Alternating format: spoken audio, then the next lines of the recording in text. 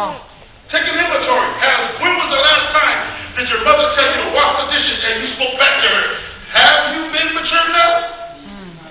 When was the last time that your daddy had to wake you up or your mother had to wake you up for Sunday school or prayer meeting and then you thought that, I think I'm too comfortable, I think I'll go next week. Are you mature?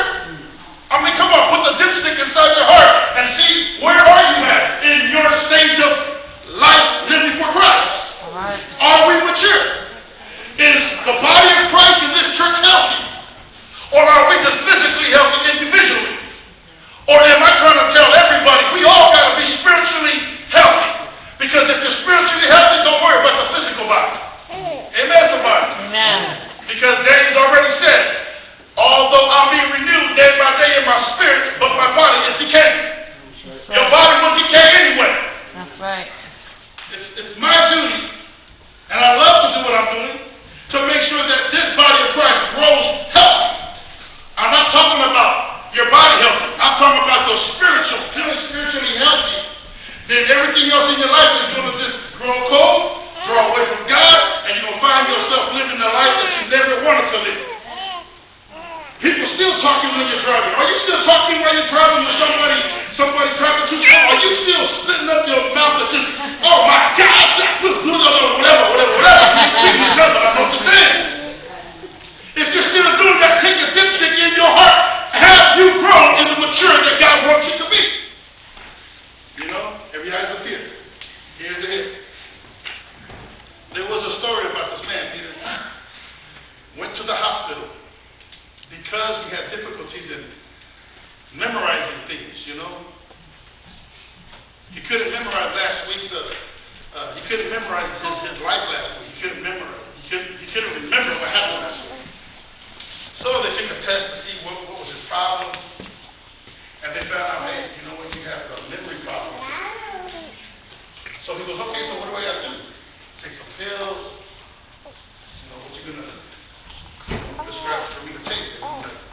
Well, this kind of sickness you have, we have to have a surgery. And he goes, surgery? He goes, yeah. He goes, okay, let's do it. And he goes, oh, but there's some complications. He said, I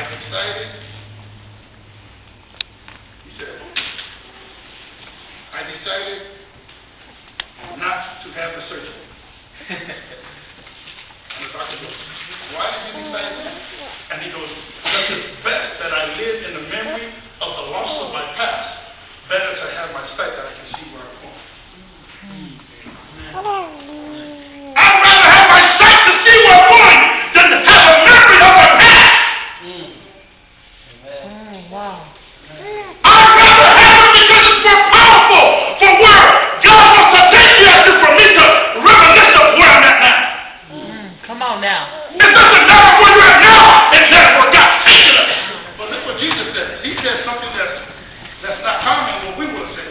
He said, okay, that's not cool. He said, Jesus answered, I tell you, Peter, before the roosters crow today, you will deny me 3 times. He said, I got your back, Jesus, and Jesus said, this is what you're going to do. He said, yeah, well, what am I going to do? Tell me what I'm about to do. If I told you what I can do for you, you will deny me 3 times. Can you imagine how Peter must have felt when they took Jesus, whipping him, and he read, Jesus on this pole, they whipping him, and Jesus, the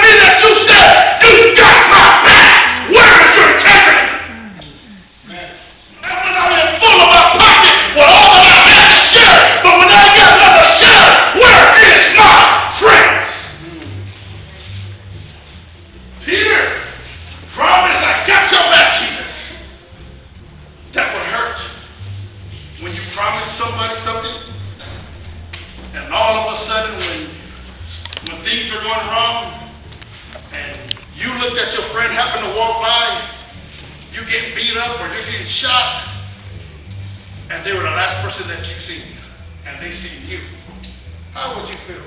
Especially Jesus. Jesus, it said, and the Lord looked at Peter straight in his eye, right after the rooster had crowed the third time. How would you feel? The Lord looking at your eyes after you said you love him. How many times did we tell the Lord we love you? How many times did we tell the Lord, I love you so much, Lord, that I will do anything for you? I love you, Lord, that I will be faithful. I remember candlelight service. Oh, yeah. New Year's, my resolution is to be faithful. I remember New Year's Eve. In fact, y'all better be ready because we're having a Christmas dinner again, a New Year's dinner again, and so over here. But the candlelight about that all service and the celebration that we're having, what's there to celebrate if you have denied Christ all year of 2009? What's there to celebrate? Your promise that you said that my new resolution this year is I'm supposed to start on with fire, I'm going to end it with fire.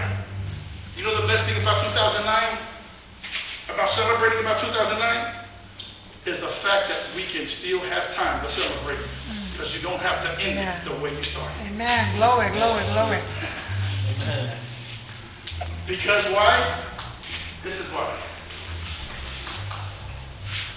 Later on in the story, you find out, before Peter denied Jesus, someone else that was close to Jesus had betrayed Jesus. His name was Judas.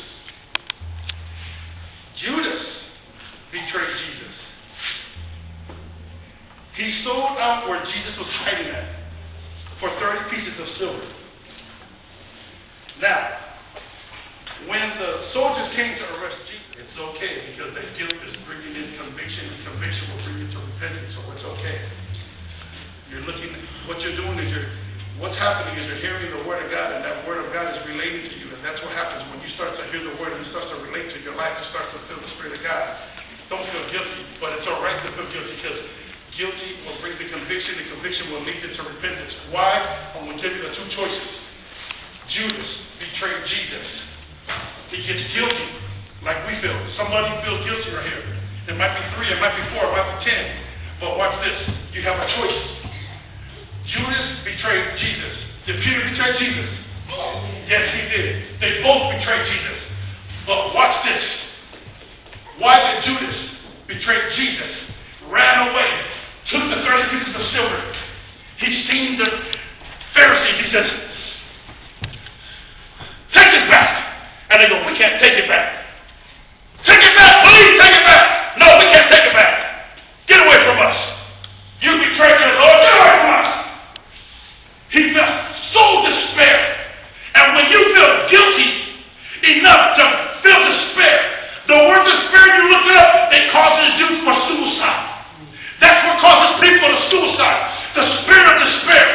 Judas said, take this, please, I don't want it, I don't want it. I made a mistake, I made a mistake. That's your fault. You betrayed him, not us.